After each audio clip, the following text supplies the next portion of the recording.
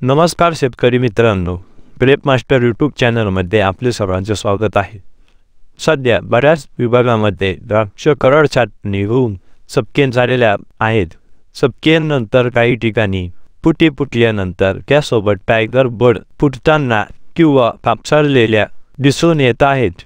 ज्या बागांना विदर जास्त आहे किंवा ज्या ठिकाणी नत्राचा जास्त वापर आहे अशा ठिकाणी टायगर बर्ड फुटण्याची समस्या दिसून येते।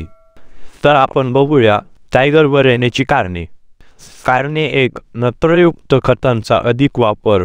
2, पोटॅश तसेच वाढ रोधक संजीवकांचा अतिवापर केल्यामुळे। 3 नंबर, जास्त पाणी देणे।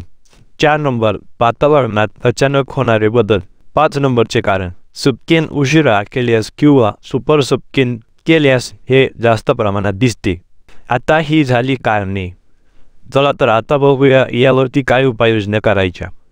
तर उपाययोजना 1, वाढ रोधक संजीवकांचा वापर कमी करणे, तसेच पाण्याचा हलका ताण किंवा वापसा बघूनच पाणी देणे। त्यानंतर शेंडा टॉपिंग लेट करणे, गरजेनुसार 2 ते 3 पाने वाढवू शकतात। तसेच वेळेवर सपकेन करून घेणे व शेंडा टॉपिंग करताना सपकेनच्या पुढे 9 ते 10 पानांवर पहिला टॉप घेऊन गरजेनुसार 3 ते 4 पानांचा शेंडा वाढवून घ्यावा।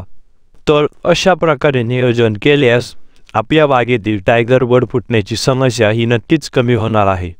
तर हा व्हिडिओ आवडल्यास नक्कीच व्हिडिओला लाईक करा। या चॅनलवरती नवीन असाल तर आजच आमच्या चॅनलला सबस्क्राईब करा। धन्यवाद।